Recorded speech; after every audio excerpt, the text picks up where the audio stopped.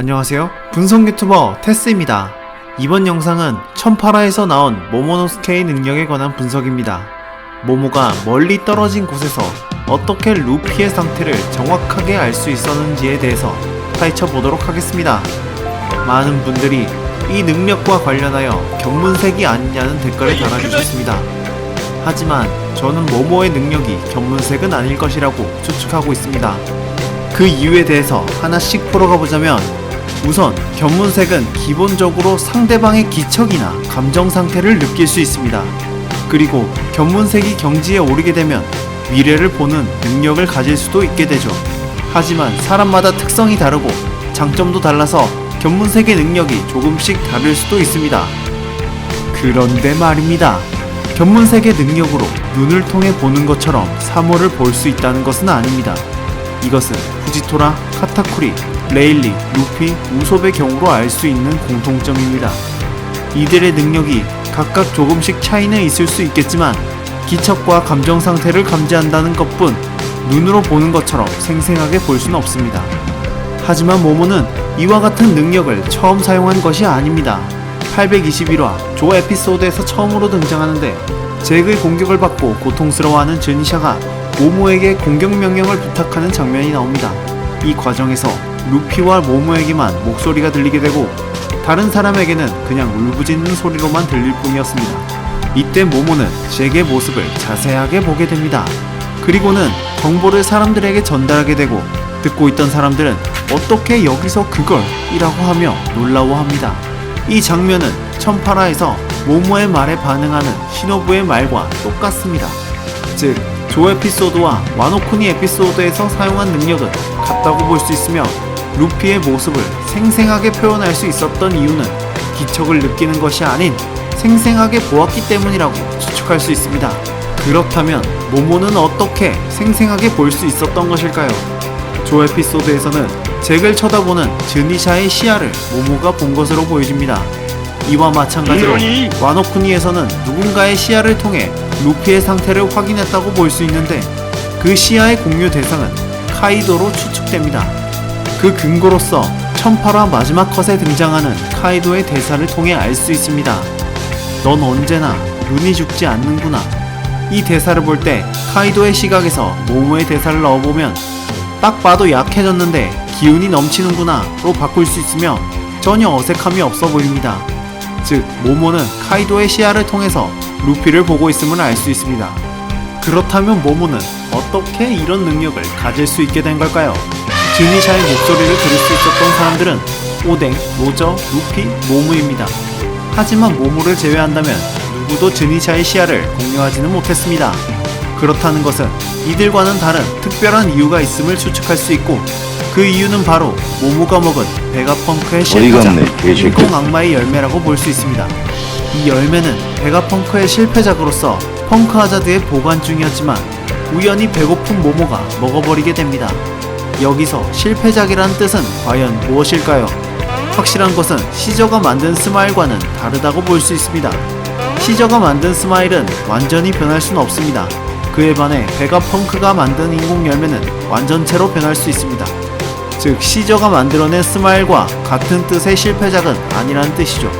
이 실패작을 알기 위해선 베가펑크의 실험에 대해서 알 필요가 있습니다. 세계 정부에 영입된 베가펑크는 악마의 열매에 대한 연구를 진행하게 되는데, 악마의 열매란 기본적으로 사람이 열매를 먹으면 그 열매가 가진 특성으로 몸이 변하게 되고, 그 특성을 자유자재로 활용할 수 있게 되는 능력자가 됩니다. 베가펑크는 이 열매를 연구하기 위해 여러가지 실험을 하는데, 첫 번째는 사물의 열매를 적용시키는 실험. 이 실험으로 사람에게만 적용될 수 있다는 고정관념을 깨버립니다. 두 번째는 능력자가 죽을 경우 열매의 생성 조건 실험. 이 실험으로 능력자가 사망하면 가까운 곳에서 악마의 열매가 생겨난다는 조건을 밝혀냅니다. 그리고 마지막 실험으로 인공 악마의 열매를 만들게 되었죠. 이 실험에서 베가펑크는 능력자가 살아있는 채로 열매를 뽑아내는 실험을 했을 것이라고 추측합니다. 그 대상이 바로 카이도였던 것이죠. 카이도는 무수히 많은 사형 선고를 받았지만 죽일 수 없었던 인물로서 해군은 열매를 빼낸 다음 처형시키기 위해 이 같은 실험을 진행했을 것으로 추측됩니다.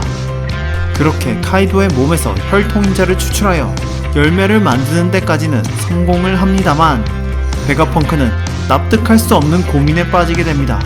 원피스 세계관에서는 기본적으로 같은 능력이 2개 이상 존재할 수 없다고 알려져 있습니다.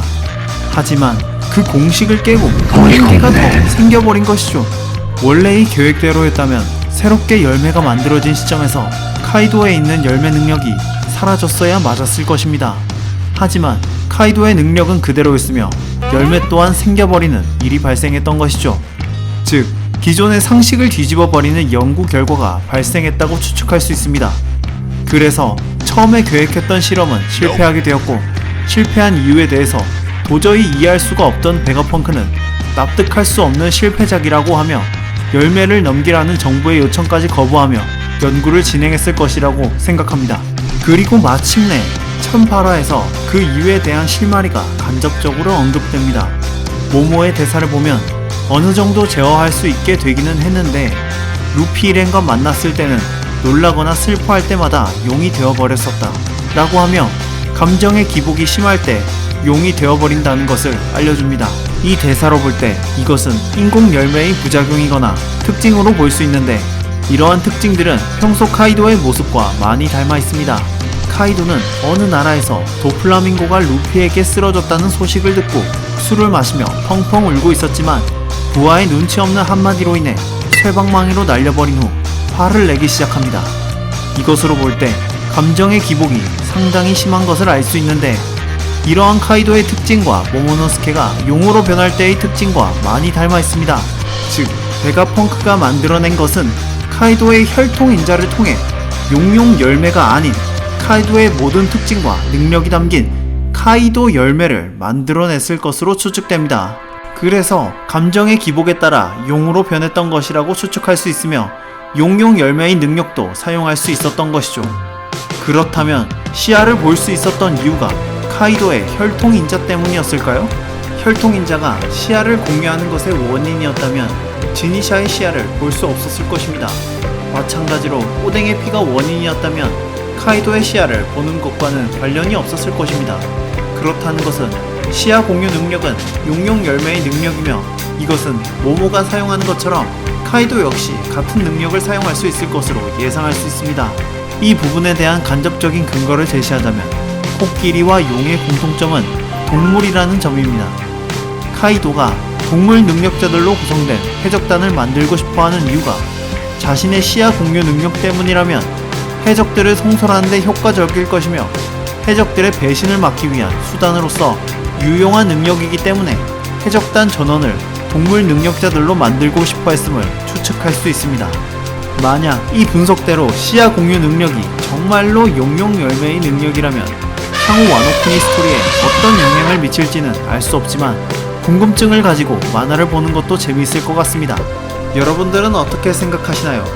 베가펑크의 실패작에 대한 언급과 아직 다 밝혀지지 않은 용용 열매의 능력들, 조만간 이 떡밥들이 해결될 것으로 보여집니다만 모두 즐겁게 분석하며 맞춰보는 것도 원피스의 또 다른 재미가 아닐까 생각되네요.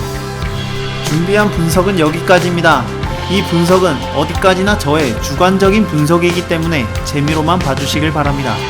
최신화 중 다른 부분도 궁금하시다면 부담 없이 댓글로 남겨주시기 바랍니다. 이상 쏙 쿨한 분석 유튜버 테스였습니다.